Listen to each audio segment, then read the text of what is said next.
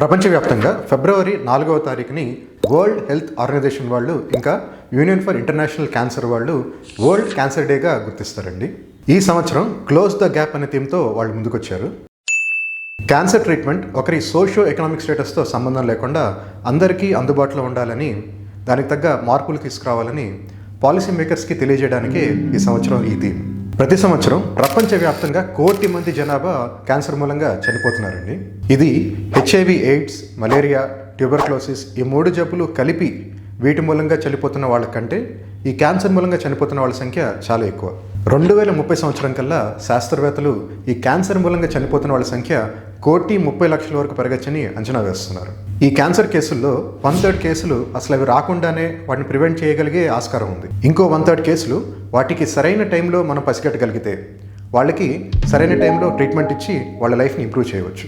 క్యాన్సర్ల మూలంగా వచ్చే ఇబ్బందులు చాలా రకాలుగా ఉంటాయండి. కానీ వాటిని పసిగట్టడానికి కొన్ని సాధారణంగా వచ్చే ఇబ్బందుల్ని మనం దృష్టిలో పెట్టుకుంటే మంచిది.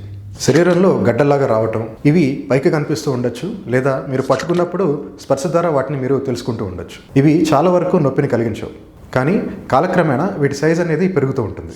కంటిన్యూస్గా దగ్గుతూ ఉండడం, బాగా ఆయాసం రావటం, భోజనం చేస్తున్నప్పుడు ముద్ద మింగడానికి గొంతులో ఇబ్బందిగా ఉండటం, మోషన్ పాస్ చేయడానికి బాగా ఇబ్బందిగా ఉండటం, బాగా లూజ్ మోషన్స్ అవ్వటం, మూత్రం పాస్ చేస్తున్నప్పుడు అందులో రక్తం రావటం, దగ్గినప్పుడు రక్తం పడటం, అసాధారణంగా వెజైనా నుంచి రక్తం రావటం, మోషన్కి వెళ్తున్నప్పుడు రక్తం పడటం, మూత్రానికి అర్జెంటుగా వెళ్ళాలి అనే సెన్సేషన్ ఉండటం, మూత్రానికి మాటిమాటికి వెళ్ళాలి అనిపిస్తూ ఉండడం, మీకు మూత్రానికి వెళ్ళాలి అనే సెన్సేషన్ ఉన్నా అక్కడ వెళ్ళి మీరు మూత్రం పాస్ చేయలేకపోవటం, మీరు మూత్రానికి వెళ్తున్నప్పుడు బాగా నొప్పి రావటం, కేవలం కొన్ని నెల వ్యవధిలోనే మీరు ఏమీ ప్రయత్నించకుండానే బాగా బరువు తగ్గిపోవటం, బాగా నీరసంగా ఉండటం, అసలు ఏం పని చేయడానికైనా ఒంట్లో శక్తి లేకపోవటం. ఒకవేళ ఆ నీరసం అనేది క్యాన్సర్ మూలంగా ఉన్నట్లయితే అదే కాకుండా దాంతోపాటు వేరే క్యాన్సర్ లక్షణాలు కూడా మనకి కనిపిస్తూ ఉంటాయి. ఒంట్లో ఒక దగ్గర ఎప్పుడు నొప్పి అనేది ఉంటూ ఉండడం, లేదా అక్కడ నొప్పి వచ్చిపోతూ ఉండడం, అసలు ఆ నొప్పి ఎందుకు వస్తుందో కూడా మనకి తెలియకపోవటం, ఉన్నట్టుండి చర్మం మీద ఒక కొత్త మోల్ రావటం, ముందు నుంచే ఉన్న మోల్స్లో వాటి సైజు, షేపు, కలర్లో చేంజెస్ రావటం, ఆ మోల్స్ పైన చర్మం క్రస్టీగా అయిపోయి రక్తం రావటం, ఆడవాళ్లలో వాళ్ళ బ్రెస్ట్ చర్మం పైన చేంజెస్ రావటం, అలానే వాళ్ళ బ్రెస్ట్ యొక్క షేపు మరియు సైజులో చేంజెస్ రావటం, వాళ్ళ బ్రెస్ట్ని పట్టుకున్నప్పుడు కూడా అక్కడ ఏదో తేడాగా ఉన్నట్టు అనిపిస్తూ ఉంటుంది, వాళ్ళ బ్రెస్ట్లో కూడా నొప్పి అనేది వస్తూ ఉంటుంది. చాలా కాలం నుంచి వాళ్ళ ఆకలి అనేది బాగా క్షీణించిపోవటం, లేదా అసలు ఆకలి అనేది వేయకపోవటం, శరీరం పైన లేదంటే వాళ్ళ నోట్లో ఉన్న గాయం చాలా రోజుల వరకు అసలు నయం కాకపోవటం, ఎప్పుడు గొంతులో కానీ ఛాతిలో కానీ బాగా మంటగా అనిపించడం, తిన్నది బాగా అరగటం లేదు అన్న ఫీలింగ్ ఉండటం, రాత్రిపూట విపరీతంగా చెమటలు పట్టడం. మీరు ఇలాంటి ఇబ్బందులు ఎదుర్కొంటున్నారంటే ఎందుకైనా మంచిది ఒకసారి డాక్టర్కి వెళ్ళి చూపించుకోండి.